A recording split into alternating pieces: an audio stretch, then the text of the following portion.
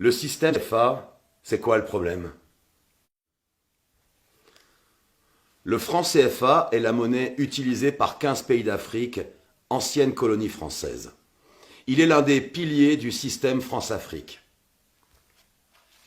Il permet à la France de maintenir sa tutelle économique et politique sur ses anciennes colonies et facilite le pillage des ressources de ces pays africains, et ce jusqu'à aujourd'hui.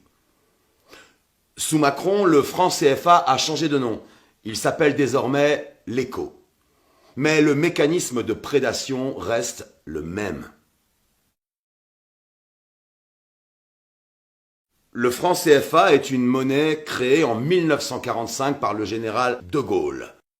Au départ, franc CFA signifie franc des colonies françaises d'Afrique. La zone franc englobe 15 pays d'Afrique centrale et d'Afrique de l'Ouest, ainsi que les Comores.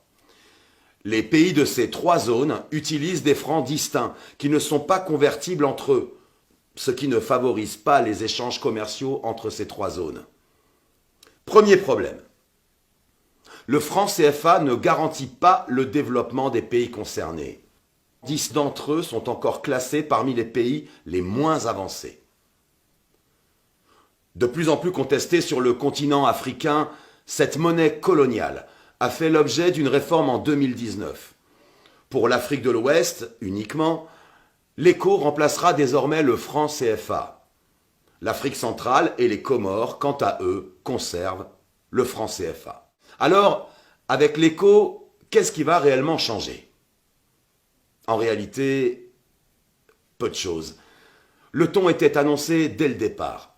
La France a élaboré dans la plus grande discrétion cette réforme avec les autorités ivoiriennes sans associer les autres pays de la zone, continuant ainsi de nier la souveraineté de ces derniers.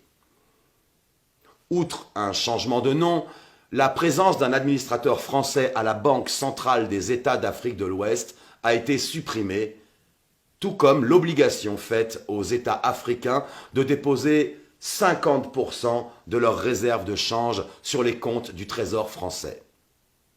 Mais entre le franc CFA et l'ECO, tous les autres mécanismes de prédation et d'appauvrissement demeurent.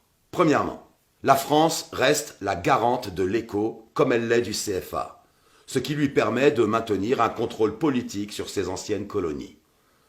Concrètement, si les réserves de change des pays africains sont inférieures à un certain seuil, la France a l'obligation de venir combler le déficit. Or, en vertu d'un mécanisme pernicieux, une clause de ratissage assure à la France de ne jamais avoir à le faire. Cette clause implique qu'en cas d'insuffisance des réserves de change, les banques centrales de la zone CFA doivent racheter aux entreprises privées et aux organismes publics toutes les devises, les dollars, les euros, les yuans, etc., etc., etc. C'est seulement après ce ratissage que le Trésor français met les euros à la disposition des banques centrales de la zone CFA, c'est-à-dire jamais. Deuxième mécanisme d'appauvrissement, qui perdure, malgré la réforme. La parité fixe entre l'euro et l'ECO est maintenue. Le taux de change a été décidé en 1999 par le Trésor public français. Concrètement, 1 euro vaut 655,957 CFA ou ECO depuis 22 ans. Ce principe fait du CFA puis de l'ECO une monnaie forte et surévaluée dans des économies peu dynamiques et faibles. Un problème majeur qui empêche les pays de la zone CFA de commercer avec les pays voisins dont les monnaies sont plus faibles. Par contre, cette parité fixe sécurise les investissements et surtout les rapatriements des bénéfices des entreprises françaises et européennes. Bien joué, non? Elle leur permet également d'acquérir des matières premières à des prix bas et sans courir les risques liés à un taux de change fluctuant. Troisième et dernier mécanisme de prédation, la convertibilité illimitée et le libre transfert sont maintenus. En permettant de convertir directement l'ECO en euros, ce principe sécurise les investissements des entreprises étrangères sur le long terme. Les entreprises françaises et européennes peuvent rapatrier plus facilement leurs capitaux hors de la zone franc vers la zone euro. Pour le moment, on ne sait toujours pas si les billets et pièces de l'ECO seront, comme c'est le cas pour le franc CFA, fabriqués en France, à Chamalières et Pessac. ce qui ne permet pas aux pays africains de créer de monnaie supplémentaire, notamment en cas de croissance par exemple.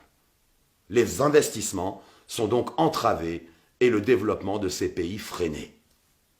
La réforme de l'écho permet donc de maintenir la domination française. Il constitue encore et toujours une atteinte à la souveraineté des pays africains de la zone franc, et il permet que la fuite des capitaux hors d'Afrique se perpétue.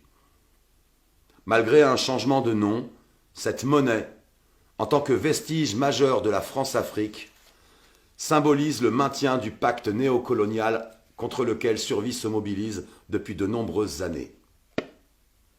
Alors, informons-nous et mobilisons-nous.